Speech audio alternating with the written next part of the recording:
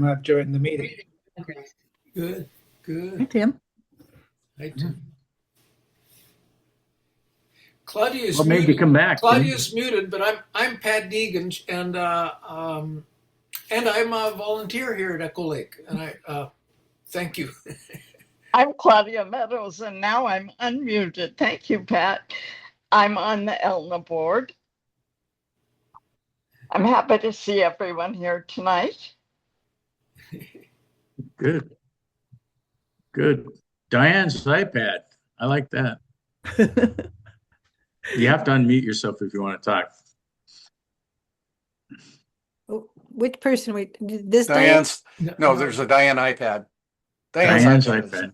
Yep. There she is. My name is Diane Calloway. I live in Richmond Highlands, and I read in the Shoreline news that you were doing this. I was very interested and appreciate your putting this together. Thank you for letting me join. Welcome. Thank you. All right. How about we go to Diane Sid? Okay. I'm Diane, and just live in the neighborhood. And I can't recall, but last time we talked about how this was going to be recorded, and it looks like we're back to the same discussion, and it looks like you're recording it the way we thought we weren't going to do it. No. My understanding was we were going to record it, but we weren't going to have the AI doing the transcript as of Right. last night. And mine came up and said AI is doing it. Yeah, we're okay. I have not turned off the AI transcript stuff because we hadn't talked about that for this meeting or meetings in general. The transcript is stuff we're using because we don't really have a secretary, and it's internal to us here, except that but we can turn it off. It just. I got a question for you. Jay. Yeah. Can each person use AI companion? Because I just turned mine off, and I'm wondering if there's that functionality in it. So just curious. I am not sure. I have not tested that out, but I believe that is it. It may be because I made you co-host, but I don't think so. I think, okay. I think it's. I just so you know, I turned it off, but I actually use it a lot, and I find it very helpful for notes because secretaries and everybody kind of get tired hands, and you just have to go back and screen. I think we just talked about it because this is what we're discussing tonight. I mean, it allows us to have a freer discussion if some of that isn't on. But go ahead, Sid. Oh, sure. Yeah. Good point. Sid? Yeah, I kind of feel the same way. I think all this stuff basically gets uploaded somewhere to some server somewhere and gets translated into the notes that you get to see, right? So it's not a activity that's resident on any of our computers. So I guess that's where the security issue comes up when it leaves and it goes up into the cloud and then it comes back. You basically, in a sense, compromised your potentially compromised your activities. It's interesting. I work for the city of Bellevue, and Bellevue's policy is that we cannot, will not, and do not use AI for note taking for any of the city meetings. And we have a lot of meetings. Yeah. That's the bargain they're asking you to make. It's convenience for privacy. Yep. It's nice to see everybody. Well, there you go. So, all right, Gidget and Dennis. Where's Dennis? He's downstairs. He's I heard working on. Sorry. I heard there's a big train show back east somewhere. It gets 25,000 people a year, and they have all these custom trains. So I don't tell Dennis. Don't tell Dennis.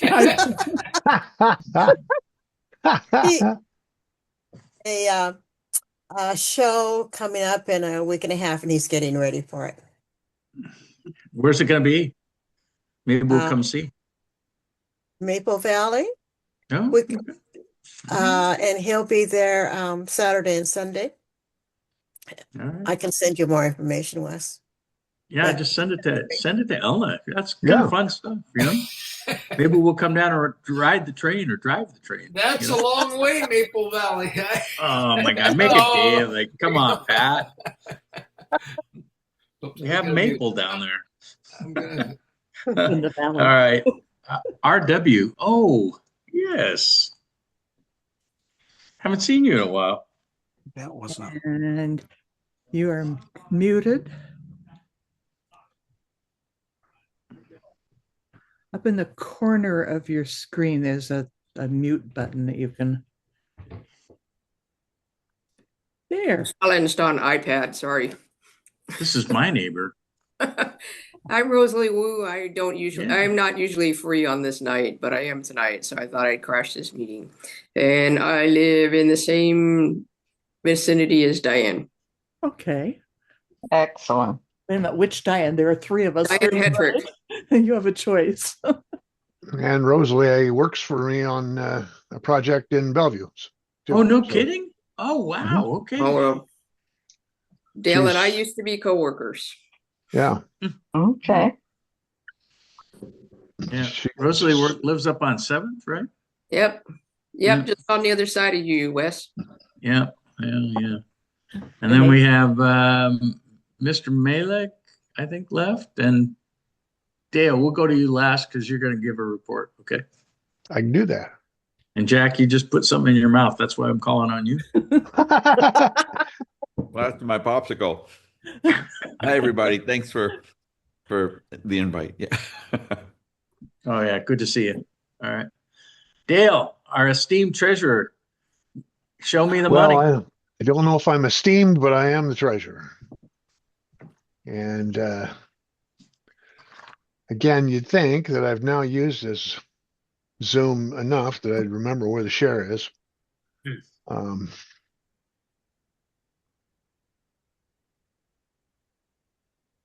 So I am now sharing. It's coming up. I don't see it on my screen, but do you see it on your screen? Yes. Yes. Okay, good. So for this is always a month lagging because it's based on the latest statement date, and unfortunately, the statement doesn't come out until the week after our meeting. But as of the end of January, we have $1,671.90, and of that, we do still have funds that are designated. We have designated them for the Stevens Bench because they were the grant from King County, from Rob Dembowski for the Dwight Stevens Bench. And so we have $341 that we're kind of reserving for things for the surrounding the bench, repairs, landscaping, whatever we need. And so that's our financial status and our financial statement for the month. Anybody have questions? You can always drop a line to me also. All right. Stop sharing. And I am the treasurer. So we're paid up on our Zoom account and all that. I take we it. are. Okay. We are. Thank you to our technical person, Jay. We're prepaying and we get a pretty good deal. Tim H, you put a BRB. I'm not really sure what that means. In the chat. So, all right. So, reports. We have a few people that sent their reports. Marla, the Densmore Pathway Guru, said that she's going to have a work party on Saturday, March 21st at 10 a.m. And she will be posting that over on the pathway. And Michelle from the Echo Lake area, who watches the monsters come out of that lake, has told us that they're waiting for their permit approval at the city from DOE to do the treatment for the algae in the lake. And she hopes that will come in the next month. And then I think, Pat, you're going to speak on restrooms, Aurora Village and Shoreline Park. You know, restrooms are concerned, but I've been talking more on water fountains lately. All right. I wanted to share. Can I? I think I can, Jay. Can I? Yes. Does this show?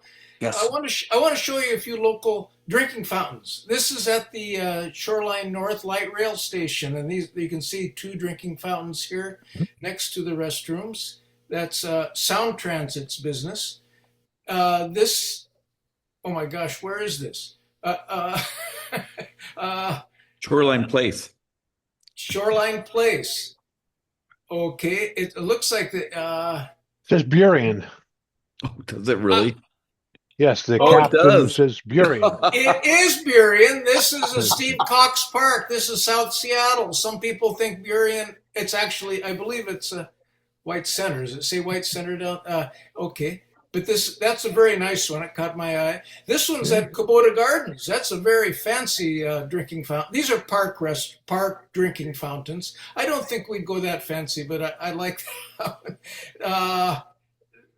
This, I believe, is at the Shoreline Park at the soccer fields. Oh, okay. Yeah, that's the drinking fountain where we had our picnic. I believe that might be the pavilion back there. It's quite a nice drinking fountain. Yeah. This is just at the school district at Shoreline Stadium. There's one of the those are two drinking fountains at the one restroom, and there's one at the other. This is at Ridgecrest Park. Someone here was from Ridgecrest. Was that? I'm not sure if they were, but this. Oh, okay. This is one which they've just installed the last year. That would give us an idea of what a restroom would cost, probably from that one. And this is a close-up of the Ridgecrest Park one. You'll notice that this one has that. Yeah, that one has a dog bowl too. There is a dog bowl, and there's a drink. This is also Ridgecrest. It's set away from the park, but it's in the park. It's a very kind of, someone might say extravagant, but I think they anticipate in a lot of years maybe they'll have a bike trail along that side of the. This is light rail right here, the wall, so they might. But that's is that my last one? Got a bottle. It's got a bottle filler too. Interesting. Yeah. This one is from Twin Ponds. Twin Ponds has a restroom with the drinking fountain. Now this is beautiful, beautiful park. They've opened it. Where is it? It's Richmond Highlands. Yeah. And it's so impressive. I remember 5 months ago I mentioned that near the high school, that's a neglected park. It's a beautiful park, but there's no drinking fountain, and I don't know why. But I think that's my report. I just wanted to let people know that drinking fountains are they are a number in our neighborhood, and I'd love to see one at Echo Lake because of all the traffic in and out. And so I think if any questions on, but otherwise I'm done. Thank you. Thank you. Oh, that was great. That was good illustration. I like it because it's almost shows a pattern that there are drinking fountains, and why are we neglecting that? I mean, if we're going to do infrastructure and make parks a attractive place to be, we might as well put stuff in so people can use them. I kind of like the dog thing. That's nice for people, especially on hot days. So I especially like the drinking fountain idea to be installed at Echo Lake Park, which is also on the interurban trail. And it would be the only drinking fountain on the interurban trail in Shoreline. that's probably true. It's probably the only place you could put one. Yeah. The only other possible place to get a drink is during business hours at City Hall on the interurban trail. But otherwise, there are no drinking fountains on the interurban trail in Shoreline. All right. So there you go. So, I mean, I hope everybody's been watching the Olympics. It's kind of getting us all jazzed up for sporting events. And quite frankly, I'm kind of interested to hear what Jack has to say about this World Cup stuff. I looked at that seminar that they're having, the Airbnb thing. That's in person down in Seattle. Are they having those regionally out in different areas? Do you know? I don't know. I know that they also included, when I registered, they sent me the option. There's some sort of a link, and I'm assuming I don't know for sure, but I'm assuming that's like a hybrid meeting. I'm planning to do whatever. I'm going to go to the location that's listed there and show up in person. If by chance it is just something that's, hybrid, I'll just sit in my car and do it from there. But yeah, I think it's going to be really important, this whole hospitality piece. When we first started talking about it back at the World Club Cup, which was last year, I remembered hearing, like, when I was a brand new real estate broker, uh, one of my mentors, Ann O'Leary, her husband,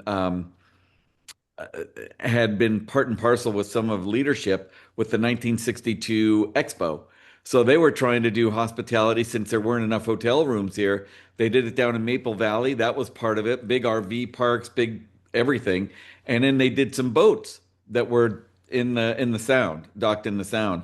Getting people on and off the boats like to and from land was challenging, but I know that that was one of the things that they had done. And it was just really fun. We looked into doing that, couldn't quite get that done now. You can't block the shipping lanes. You can't, do stuff right from there. But what they did take from that, which was really fun, when I called Carnival and Holiday and all the rest of those guys, they said, we're going to go ahead and get licensing for the games, to play the games on board while they're happening. So there's actual cruise tours for people who don't want to go and be inside the stadium, but they thought it'd be a really cool way to watch games with friends and all the rest. And they're booking some of those tours. So that's going to be really fun. As far as the FIFA World Cup 2026, there's 4 games. Can I share some screen stuff on this, or is this? You should be fine. Yeah. Thanks, And maybe Kelly. you want to just quickly introduce yourself for the people that may not know who you are. Oh yeah, And we know who you are, but thanks, just Wes. pat yourself on the back for a minute. My name's Jack Malik. I'm a 25-year resident of Shoreline. I live in Richmond Beach. I have property in Echo Lake, and really like this community. And I think, yeah. Anyway, I'm volunteer with a lot of different groups: Shore Lake Arts, Shoreline Chamber, Rotary, and I'm on the Shoreline College Foundation to raise money for some of the kids and their scholarships and stuff. So, and I got involved through Chamber with FIFA, and what we're trying to do now is just really play catch up, to be honest. I mean, it's just a very fast moving thing. I've learned a lot recently too, just trying to gather information for this meeting. That essentially trying to organize something like this as a small city is a little bit challenging. But I think the thing that we're doing right is, or at least trying to do right, is that we are who we are. There are folks who are trying to dress us up as something more than what we are, and that's really not going to bode well, I don't think. I think as long as we recognize that we're a small bedroom community, we're fun, we're safe, we have great schools, great parks, great places for kids. And we do have a lot of Airbnbs. We have at least 250 that I know of.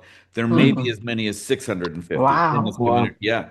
Well, what they're thinking, and I think where I got those two numbers is there's the 250 that have been established, and there's like another 400 that are expressing interest in wanting to lease their homes during that 2 months. So I think that's why why I received those two numbers from that one lady that I was communicating with early on last year. And there's also VRBO. This is just Airbnb short-term rental, but there's VRBO and there's others. Airbnb got kind of a bad reputation for a while during COVID because it appealed to a younger audience. And since all the bars were closed, they used these house parties through Airbnb to entertain themselves on weekends and all the rest. So that's why they took a beating reputationally. And then they have done a lot to clean that up. I know there's people that are concerned about soccer hooligans coming into town and renting their homes, but I don't think that that's as big an issue. And that's something that we're waiting to hear from them about, how do they plan to address that? Are there concerns? How has it been handled in other communities where they've had, big international events like this? So just get right to it, guys. I'll get right to what I've got for notes. And I've talked to 3 or 4 different groups because there really isn't one central agency as yet. The state has guidance, and the city of Seattle, which is sort of the head of Greater Puget Sound in this event, because they have the most hospitality. Vaughn Taylor and the group through Seattle Metro Chamber, they're all helping guide the rest of us as 750,000 people and $929 million march from Mexico through us and up to Canada. That's really what's happening. So it's pretty big. We definitely don't want to miss opportunities to, advertise ourselves and gain some form of tourism. It's just that, as you all know, we're not really a developed city yet. We're getting there, but we're not there yet. We don't have a daytime population. Everybody leaves to go to work elsewhere, or at least half the population does.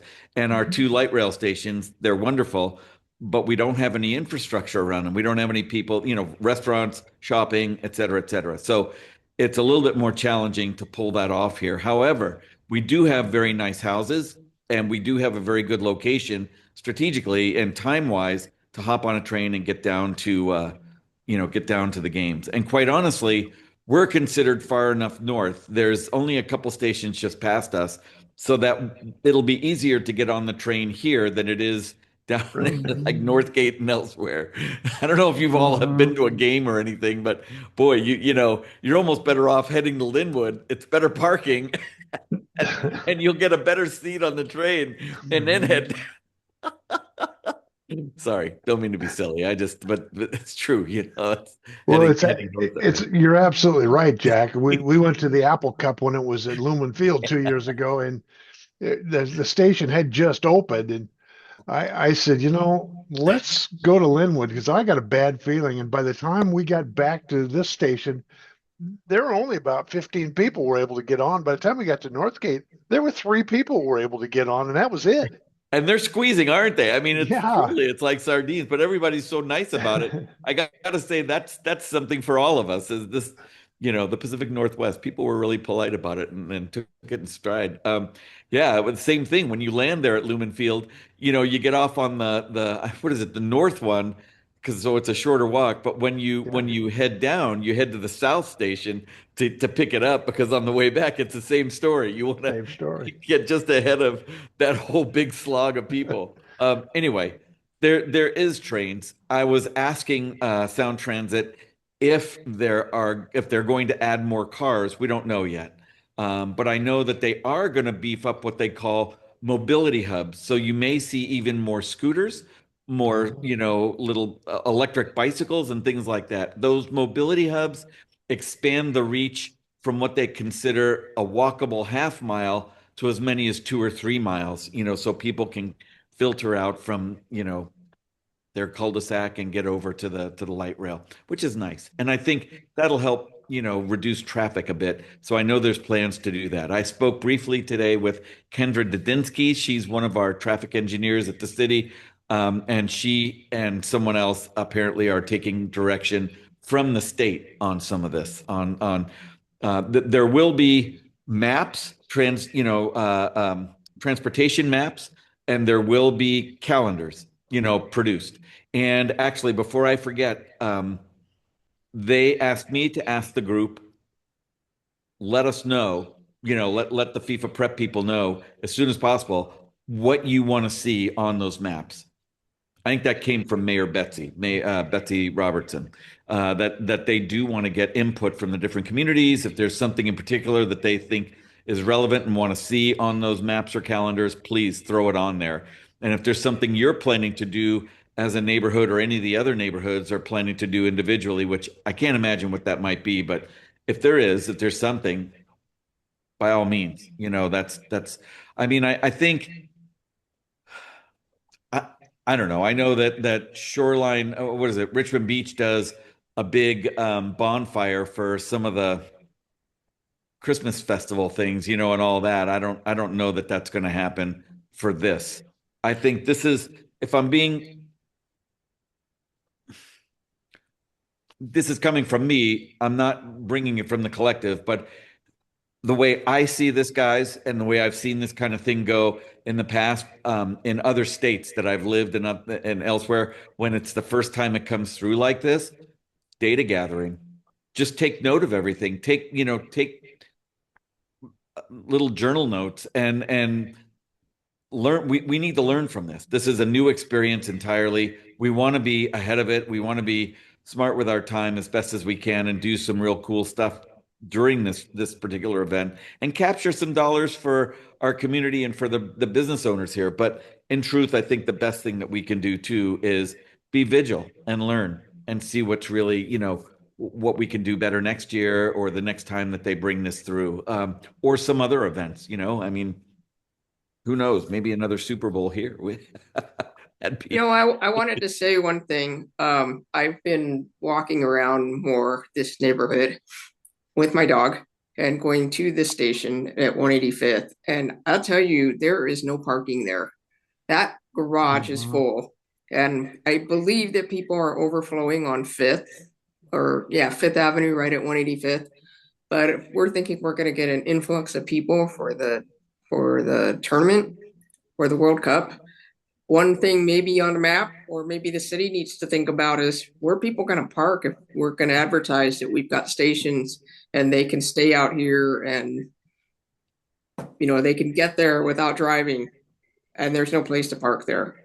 So it's just, putting on the map, where can they park? Is there going to be some designated places to park beyond the station when the station's full? Because we don't even this is just commuters right now. I agree. And that was something that I can tell you that was it wasn't really even in our hands to vote. It was just something that was mandated, that they were going to be forward thinking with that particular station and keep that road small with a couple roundabouts and keep that. They literally cut that in half, or give or take like a third to half of what it had originally intended to be. And we said, why? Anyway, that's 2013 to 2016. I just remember that. I can't hear you, Wes. What are you saying? You're muted. So that would actually, you bring up a good point, Rosalie. And one of the notes I made to myself was, has there been any discussions with the school district to use that parking lot, for goodness sakes? I mean, this makes no sense at all to me. You have this huge parking lot, nobody can use it. And then what about shuttles coming over from the Shoreline Park and Ride to the transit station? Because I saw this happening when they started to develop that site and they cut the parking in half and all this stuff. And I thought, you guys are really shooting yourself in the foot. You just haven't understood what's going to happen. And it's going to happen fast. And it's happened. Like you said, Rosalie, parking, it looks like game night up there almost every day. And it's wild. And then they didn't plan for traffic coming from the north to that station, because I see it every day. And then going southbound, it's the same problem. And, I don't want to sound like the cranky old man, but they just completely ignored all of that. And I'm thinking, okay, well, we're just not going to have any of that. And I'm thinking, yeah, you are, because traffic doesn't go the way you think it goes. It just goes, path of least resistance. Oh, and one of the problems when there isn't enough parking is that people invent parking spaces. There was a period of years that you guys may remember when community transit changed their borders so that if you parked in Snohomish County, you paid more money to take the bus than if you picked it up in King County.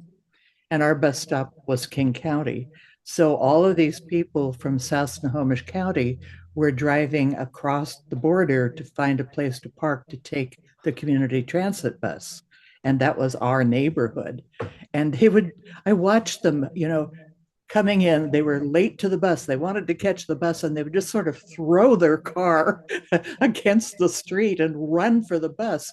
But they were parking. I mean, people literally parked across our driveway so we couldn't get out, had to drive over the lawn to get out.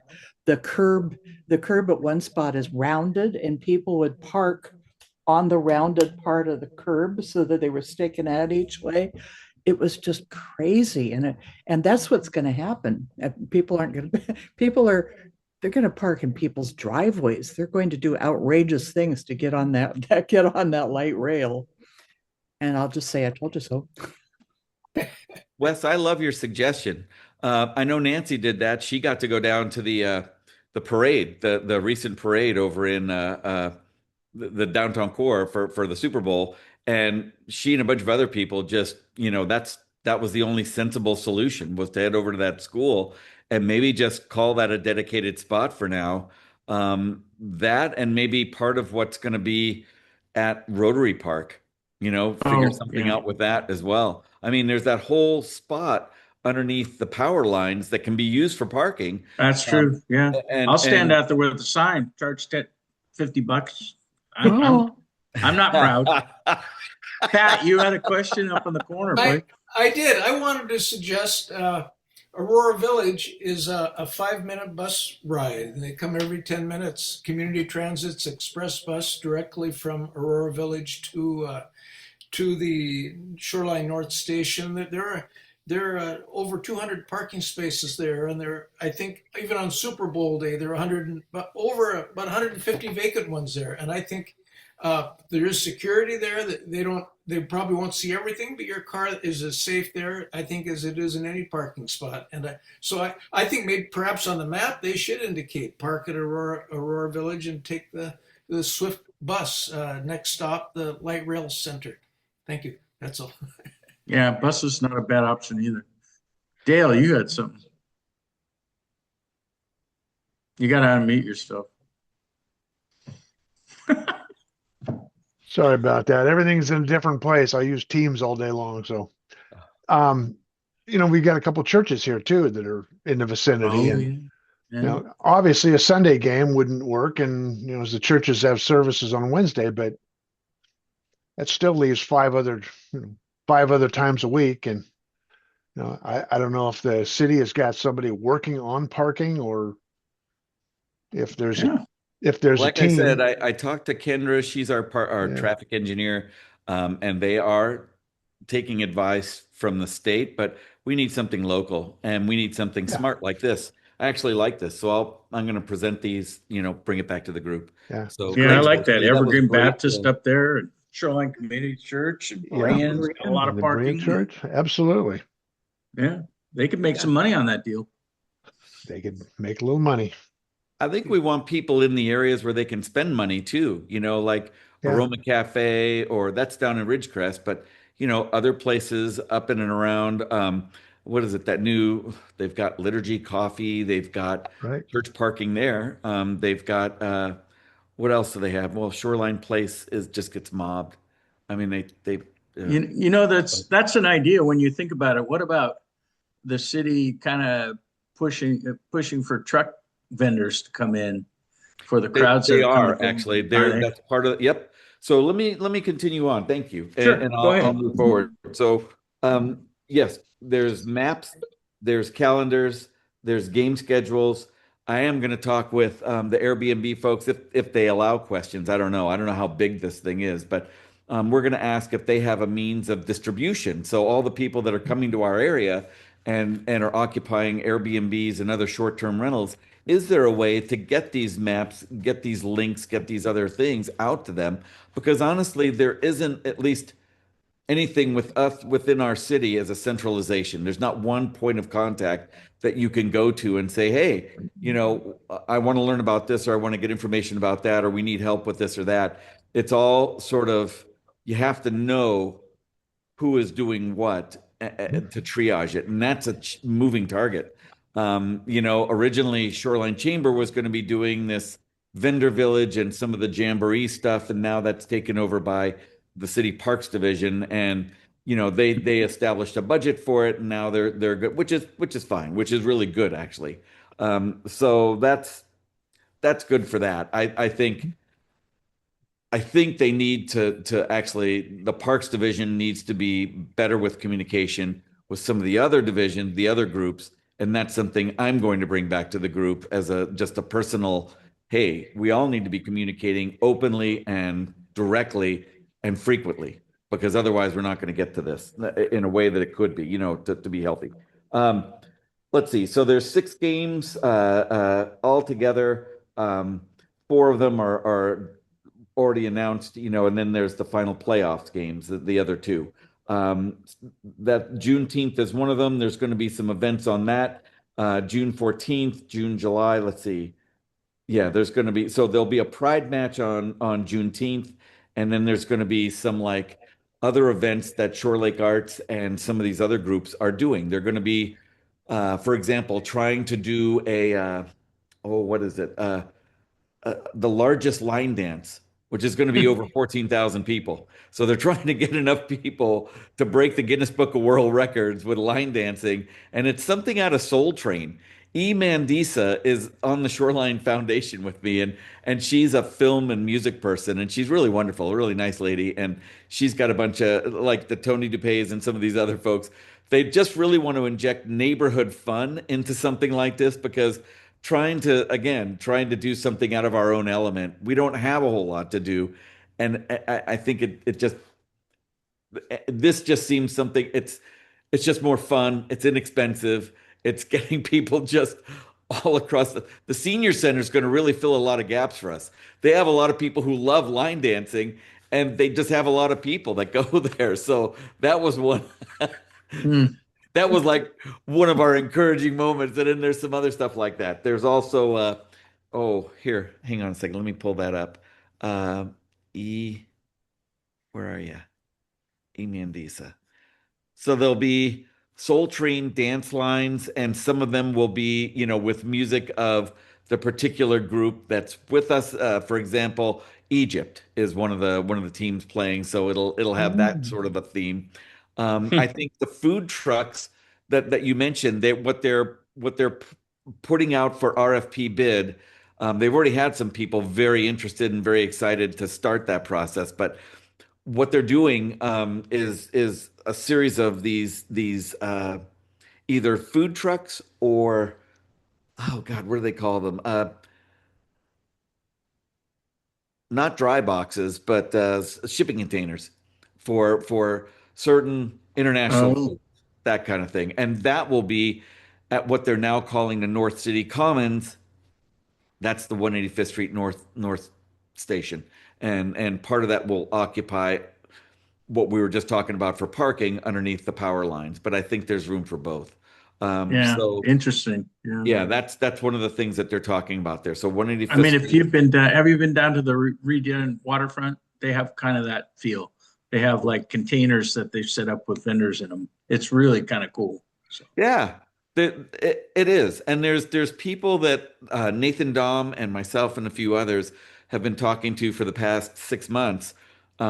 Two brothers, God, I can't think of their names either, but they're Michaels, Garrett Michaels and either Chris or Colin Michael, but they're two brothers. They're very good at this. They put together these food truck corrals and they know what needs to go in there for mop sinks for health and hygiene, that complies with the Department of Health code, water, drainage, cleanliness, all these other things. Apparently, Oregon is quite the space. That's quite the state that has a lot of these food truck corrals in these areas that are pop-ups of sorts, and people love them. If they're done well, they're great. They really are received well, and people really love them.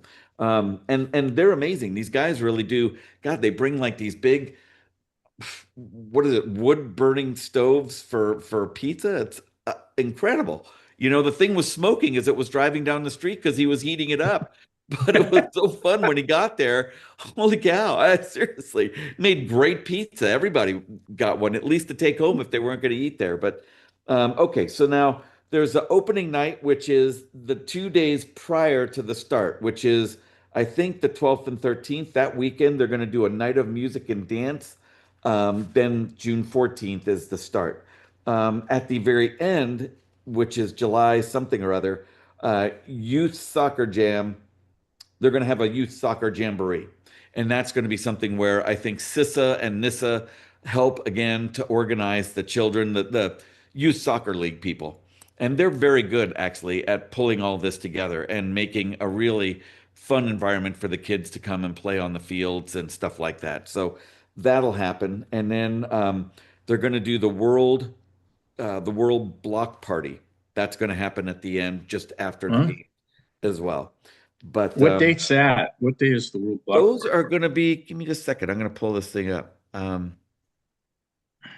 Shoot. Oh, I know where I got it. I have it in my downloads. Um, Download. Here we go. This is share.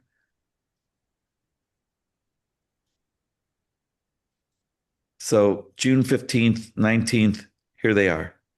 July 6th.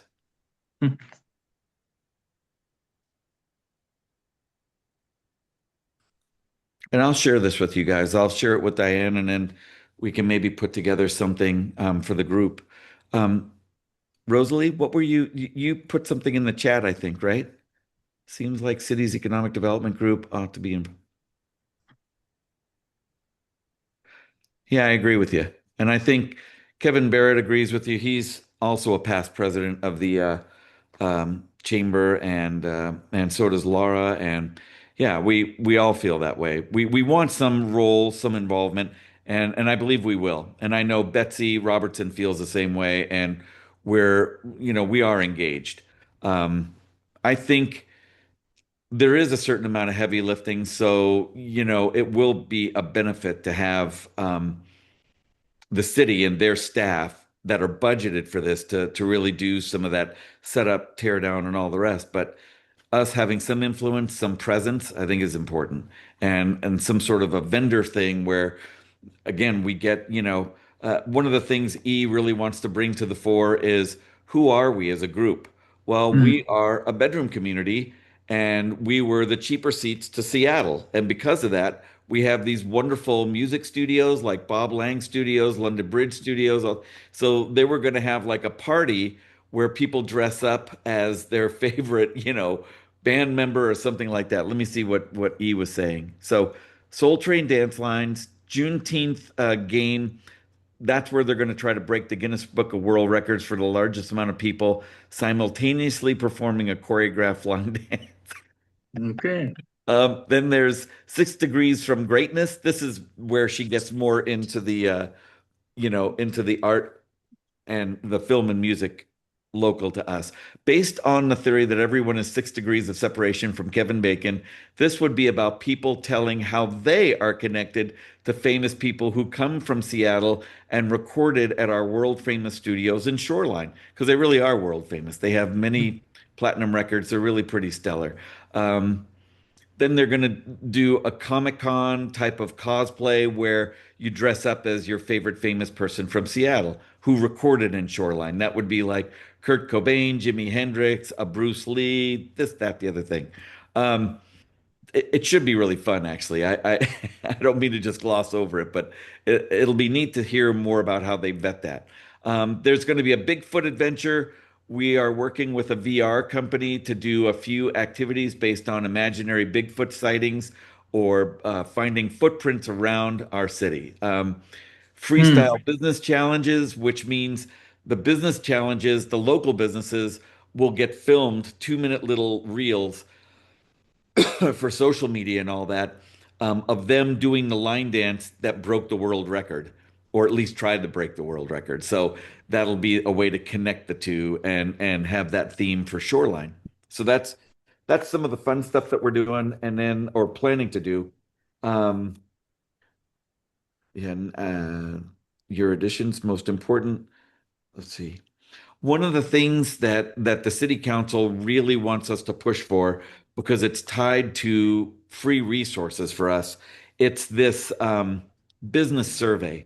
And even if you don't have a business, that you're doing, if you know someone who owns a small business or someone's, some people, please distribute it because they're looking for as much feedback as they can get. And there is a group that's working as part of this whole FIFA thing through I think the Shoreline Metro Chamber called the Data Guys. And the Data Guys are doing just that. They're gathering data from all of this. I'm not sure if you guys are aware, but there's 2 software programs out there that are pretty influential. One of them is called Placer AI, and our city actually uses that. There's another one called ESRI. And these things, for example, can track cell phones. Now, according to the technology, they can tell you the demographic of the people that are carrying those phones and their location. But what they can't tell you is who it is, whose phone it is, and their location at the same time. They could either find out who's on the other end of that phone, or who owns that phone, or where they're at. But so what they do to somewhat give some privacy, they don't find out the name and all the details, but they do get demographic data, and they find out basically a head count. How many people came to a certain area, a certain event? How long did they stay? And who are they? How old are they? What rank and file do they belong to? The whole bit. So that's data that they're going to be collecting on all of us through this event to see, what's the most effective and what's not. But you'll see a lot of that, and that's what some of these data guys are tasked with doing and using AI to analyze some of that. And then there's the Airbnb. How can we get our info out to distribute, to these folks who are going to be attending? That's it. Thank you for being patient with me. I wasn't well prepared. I was getting data as late as just like, 4:30 this afternoon. So thank you. All right. Any questions, boy? Yeah. One of the things that came to mind as you were talking about this for our futures and whatnot is a number of areas have visitor centers specific to towns and whatnot. And this might be an opportunity to do a pop-up sort of visitor center where you'd have a centralized place where people can get information about what things they can do and how they can navigate the shoreline as kind of a pilot project for something in the future for more extended as we develop more as a central presence or less than bedroom community presence. I'm going to tag on to that because I used to go to Whistler a lot. And before the Olympics, for like 4 or 5 years before the Olympics, they actually had a visitor center talking about what was going to happen when the Olympics came to Whistler. And then it was kind of amazing to see it all come into fruition. So, better earlier than later, I'm saying maybe, the sooner they could put that up would be great. Maybe put it in, maybe move it around. Who knows? But yeah, that's a great idea, Jay.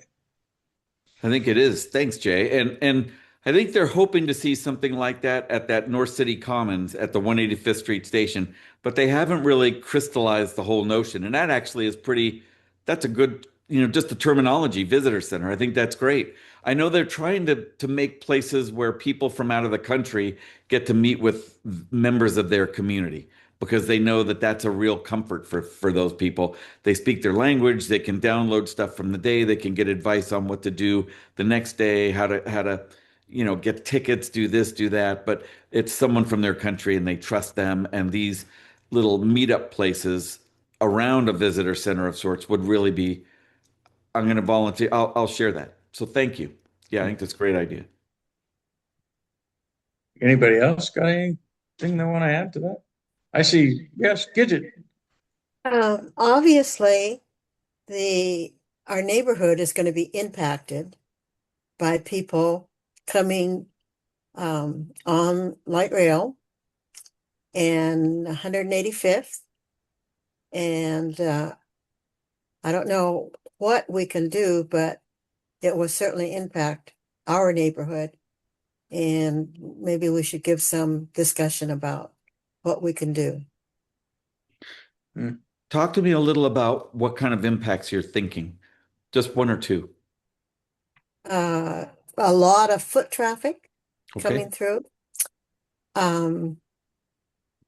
There's going to be, we noticed people walking in front of our street more with backpacks and luggage and I just think that there's going to be a lot more people in our neighborhoods. So a little discussion about that among us would probably be helpful. Sure thing. I think that's a good idea because one of the reasons I was glad I was free tonight was because I thought, I haven't even thought about what's going to happen. Seriously, I haven't really thought about what's going to happen other than just noticing how the light rail station is. And just to have that sort of like, hey guys, this is what's coming up, whether that's in the, Shoreline News or something. It's just this is what's coming. This is what the impacts are going to be, because a lot of times people aren't thinking that way. It's not there. It's not real until they see it. And then they're like, oh no, we have that happen in construction projects all the time. So is there a liaison the Echo Lake neighborhood could latch onto to make sure that we're having open communications about these impacts as they come, as we start to discuss them, if we discuss them at our meetings in the future? Who would be that point person at the city, right? Um, I think, well, first and foremost, I'm happy to share everything that I know. And then I think what I would like to do is bring people from the city and people who are in charge of whatever element of organization to our group to speak to the group. I know that there's a gal, Mallory Oh, Valerie Abama, yeah. Abama. Yeah, thank you. She's sort of our neighborhood, our council of neighborhoods of sorts, and someone that can download some of that. So I've reached out to her. I've reached out to Mary Reedy, Betsy Robertson, and a few others. And I think you're right. We need a central source of connection. And I'll feed that up the chain to say who wants to do that. Who wants to be giving Yeah. updates and stuff that's more global instead of me just reaching out to, 8 or 9 some odd people and hoping to get some current information. Yeah, Diane and Sid. Yep. There you go. Yeah, I do. Am I off mute now? You're off You mute. are. Okay. I have a couple of unfortunately not so rosy questions to ask. Lay it on me, Sid. So I'm maybe coming out of left field. So two things. Soccer hooligan. One Go one all one in. one is there any talk about Seattle doing any sweeps of homeless that might push it up into Shoreline? That's one Oh. thing. And the second thing is whether there's going to be a influx of prostitution to service the customers that are coming from all over the place. Has there been any talk of either of those? What were you hoping to see with that? No, I'm just saying that those are two I guess so. impacts that happen when you have events like this and the Yeah. city wants to clean itself up and all So that. I mean, we've I couldn't seen that agree with with you the more. And I've already called that out. And I mentioned it to Vaughn Taylor. He's the head of Seattle Metro. And the way they run their chamber, they actually hire those people. They're a part of the staff of the city. We're volunteer here. But nonetheless, I said, I got to be honest with you. We closed recently. Who was it? Kid Valley, who's owned by the fish guy, Ivars. And that's really unfortunate because that was a nice place. But I can tell you that nobody wanted to go there because it's just gotten creepy. And Mm. there are a lot of what I felt were deliberate attempts to move a lot of their homeless, drugs, and prostitution to the edge of town, both north and south. And what I see happening in the north end is people wandering up along the inner urban trail. And I have just spotted for the past 2, 3 weeks a lot more prostitutes walking, at least on that southern section. As they pass 145th, they just seem like they feel totally at home. I saw somebody walk. It was a tall woman, half naked, just walking past Brotherton Cadillac, and it was just kind of upsetting, kind of disappointing. So yeah, I absolutely agree with that. I talked to some of the folks at the city, and I mentioned it to Tommy Collin. Those guys are 12 times our size. And the decisions they've made in how to handle, crime and et cetera, affect us very much. And so, yeah, to expect that we're going to somehow be capable of taking what they've done for a sweep because they have done that. I'm sure of it. There's no question, and they're not even being thinly veiled about it. It's like, yeah, Yeah.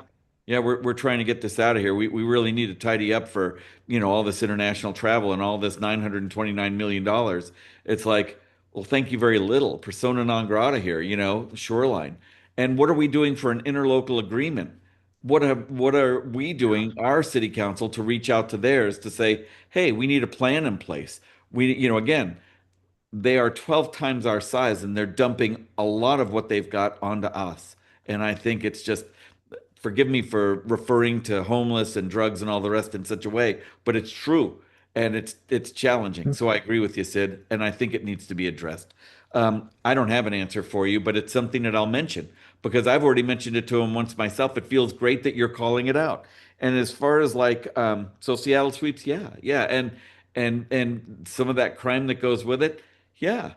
I mean, if you knew just the total head count for police that handle our entire population, it's pretty remarkable what a great job they do for as few, people as they are, Yeah.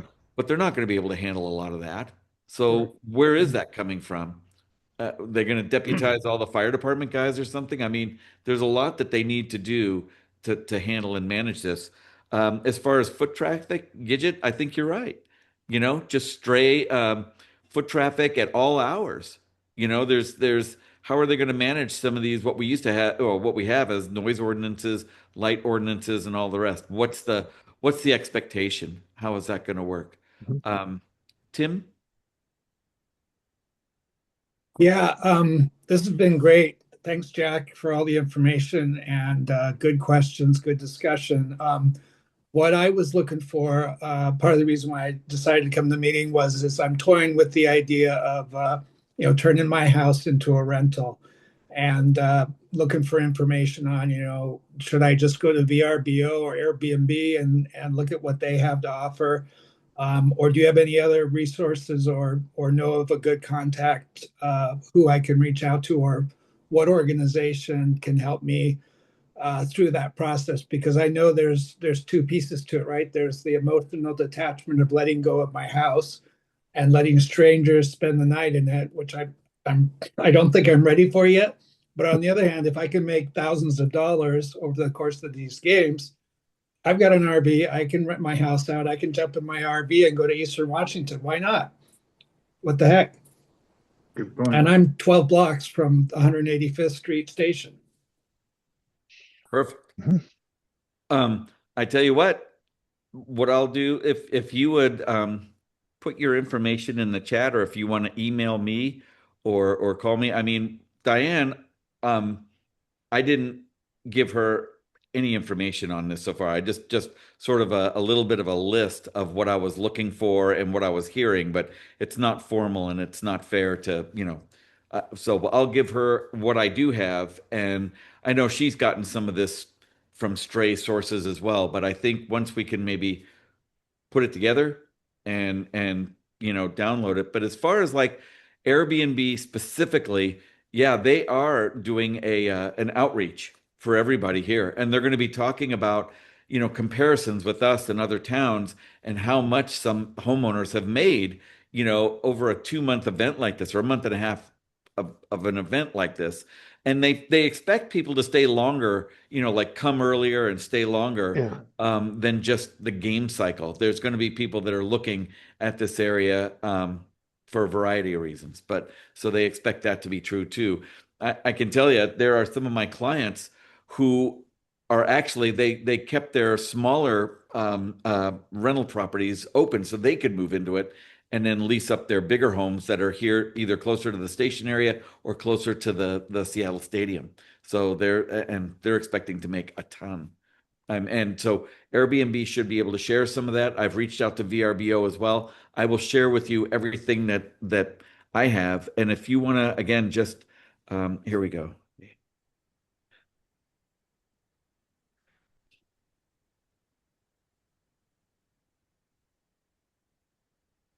Here, if you just reach out to me, I'll send you the registration invite and some of the other stuff that I have. And you're welcome to either come with me or go by yourself or watch it. Hopefully it is dual. It's a hybrid meeting and you can catch some of that too, but it's worth it. It's worth it. Thank you.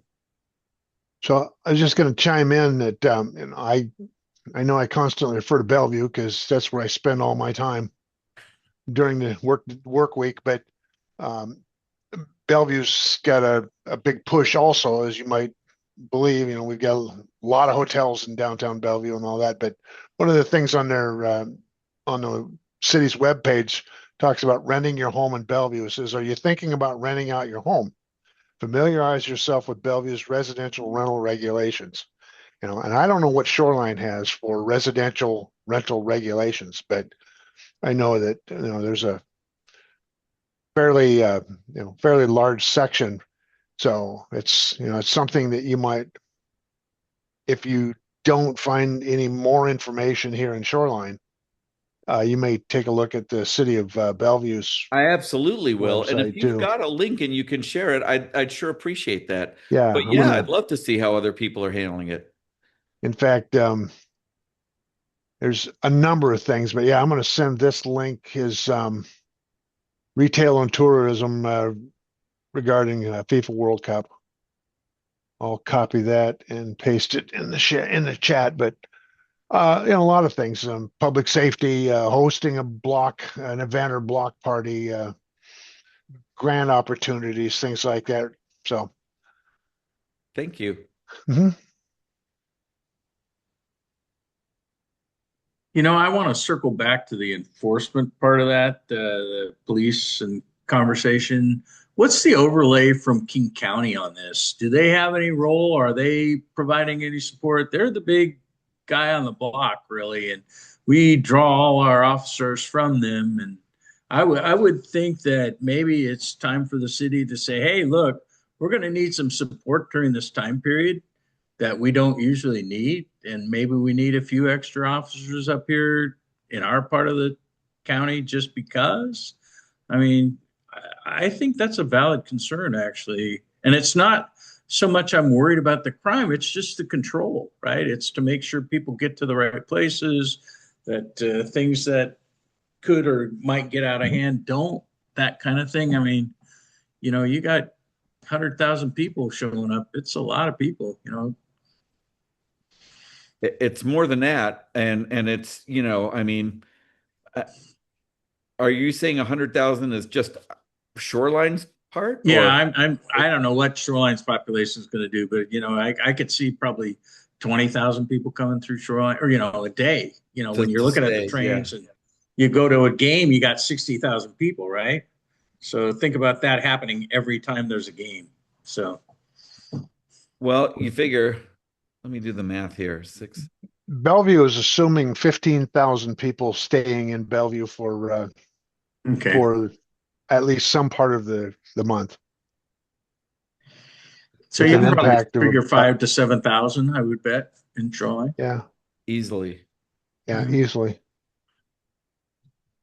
Yeah, and we have 2 station areas here, which is really ideal. Mm-hmm. It's I mean, it'll be interesting. Yeah. I mean, I think if that non-motorized bridge gets built fast enough, I know that there is a lot of vacancies at the 2 places right across from the light rail. So you've got the line, which is Evergreen Points project, and then you've got Shea Homes, which is 500 and some odd units over there. They're not all stabilized. They're not all leased up. So is it possible that the problem with that is they don't have furnishings and everything available for, it's not really a hotel type of thing. But so we've consulted with some folks about that. Is it worth it, to do that? I don't have an answer back yet. Yeah, but you're right. And I love your thinking about the police to task them with just sort of being not tour guides, but people who are helpful, helpers, and they're available. And they're a visual deterrent to people who think they want to just, kind of come through the town and act wild. And yeah, I mean, you go to Midtown Manhattan, there's cops on every corner, and it feels really safe that way. I don't, yeah.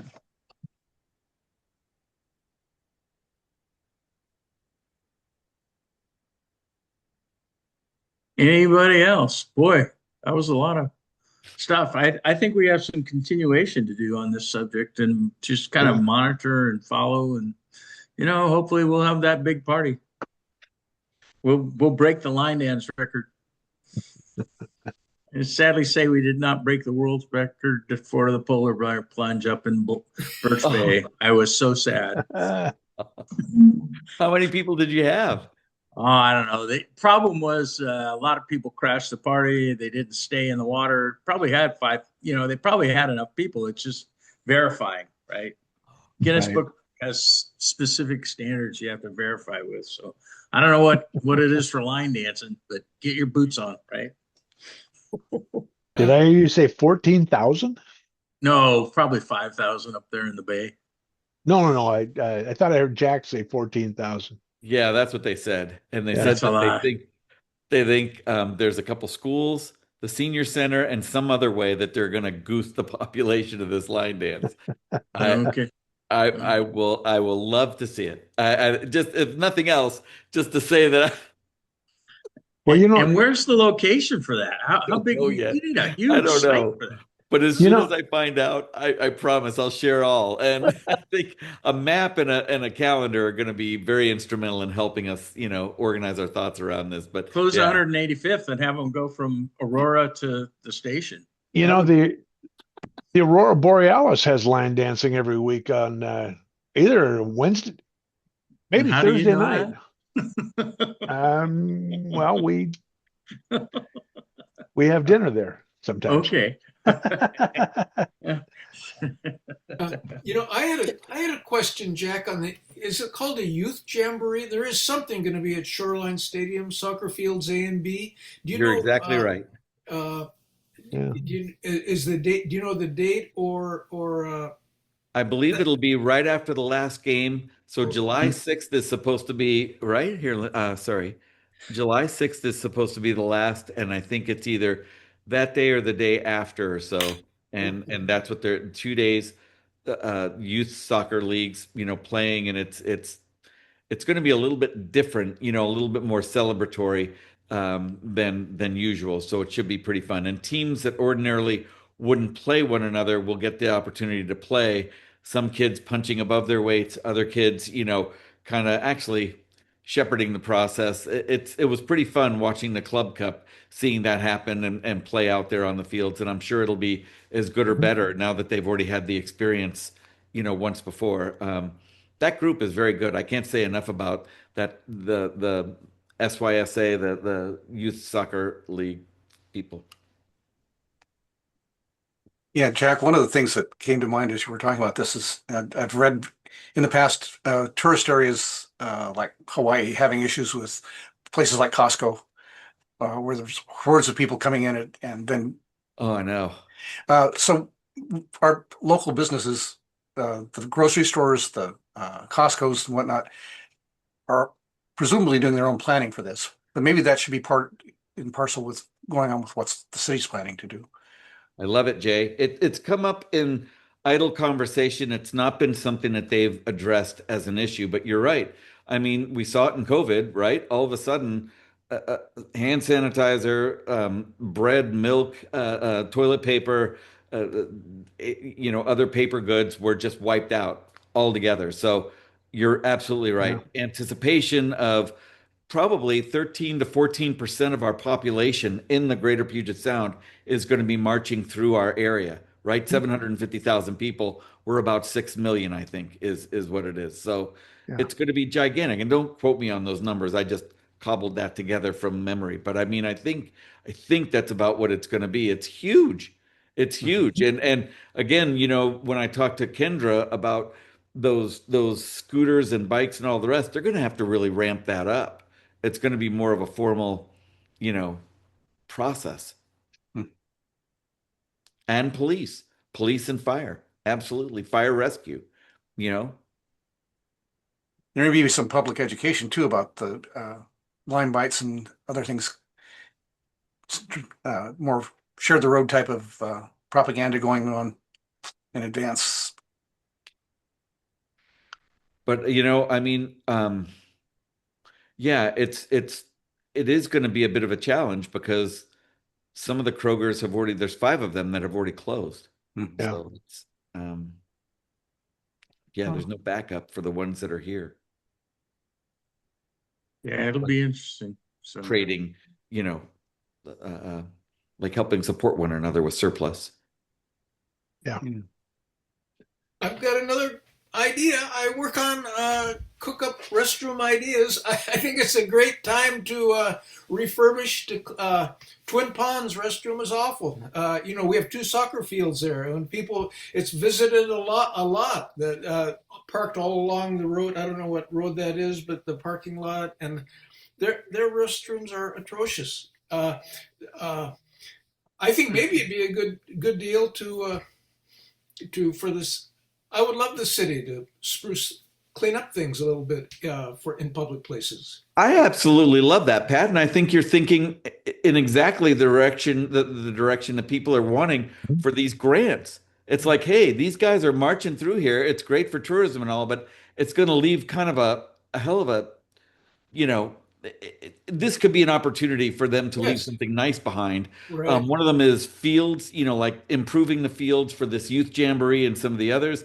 Some of it is building new things, to accommodate it, sort of like the bird's nest in China for the Olympics, how that sort of, because this is really getting to something on par with that. Not quite, but it's 6 times the size of the standard Super Bowl is what this is anticipated to be. So absolutely get some grant money and use it to build up our infrastructure. I love that. I got it written down. Thank you. And if there's other guys, you got ideas, for more infrastructure like that,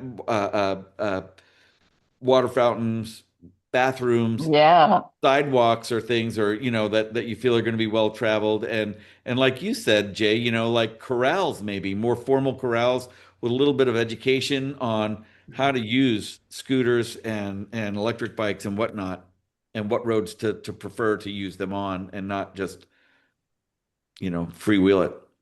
Yeah. Well, yeah.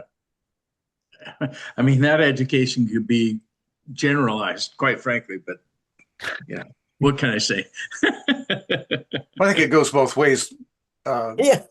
Not just for the bike riders and the people that are using them, but also for the general public in terms of how the motorists and how to deal with, and pedestrians, how to be aware of and deal with these new vehicles that were coming out in probably large quantities now.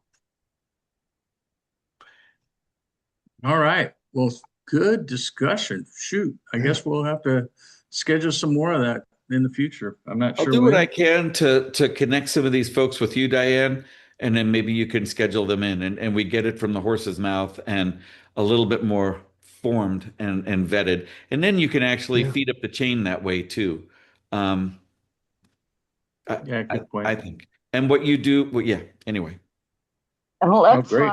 let's not forget a drink fountain on the interurban trail. Yeah. I don't think that'll happen by then, but Hey, yeah. All right. it just totally makes sense. There's water right there. Oh, it does. Yeah. Yeah, with the loo. Yeah, there's water right there. All right. Okay. So Thanks. So now we're going to open it up for public comments. Jack So did a how great much job. are Made me all excited. tickets? I'm How ready much to are go. tickets? I'm going to bring out my old scarf and Tickets are expensive. I spent Yeah. more than I Yeah. care to admit just to have the right to buy some of those tickets. Did you get I any? didn't. No, I didn't respond fast enough. Oh my Missed it. gosh. Yeah, I was working late, and honest to God, and I just could kick myself. So I don't care. But they're expensive. I think I'll be honest with you. I think these watch parties are going to be the thing to do, and we're Yeah. trying to engage some of the local businesses like Aurora Borealis, some of the casinos, some of the perhaps even like Daryl's Tavern and stuff, kind of fun spots where yeah. Can we get that big screen they used to bring for outdoor movies to the Shoreline Stadium? Isn't that cool? instead of Yeah, the those stadium? blow up guys. That's Remember that? Yeah. That they would did be it for cool. outdoor movie night. We did that for the SLA for a while. Yeah. That's one of the things that Bellevue is looking at is hosting some of those watch parties with outdoor television like that. Dale, if you wouldn't mind, like sometime at your convenience, reaching out, and then maybe I could chat a little more with and just get up to speed with some of that, just for some, just to be aware. That would Yeah. really be helpful. Thank you.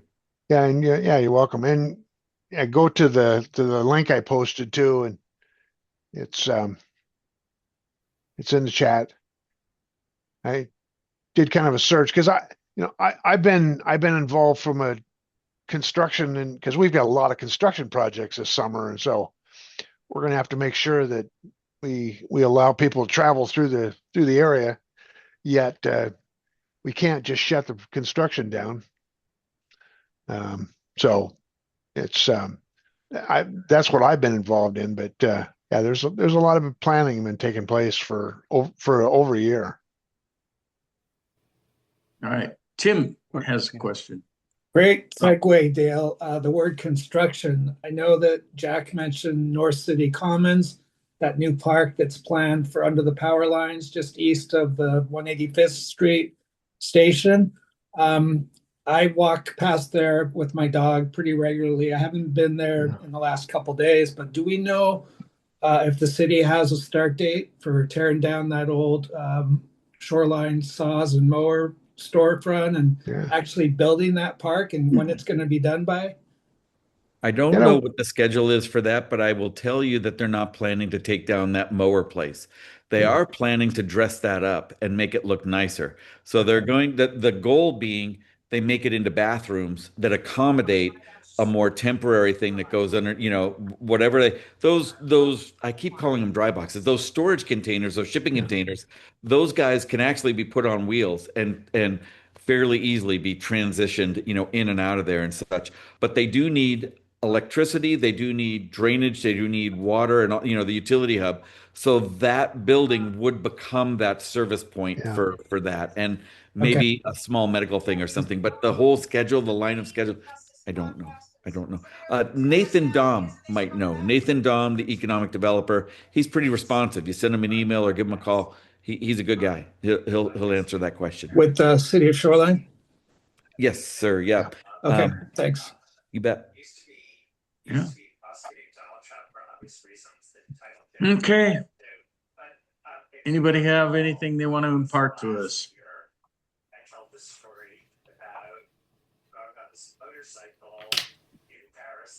Pat? Everything over at I'm thinking I think I've gone to sleep already. Thank you. All right. Rosalie, you're up there on the hill. How does it look from up there? All right, so far. Yeah, we didn't get that snow we were promised. That's right. Unfortunately, I'm sad about that. Gidget.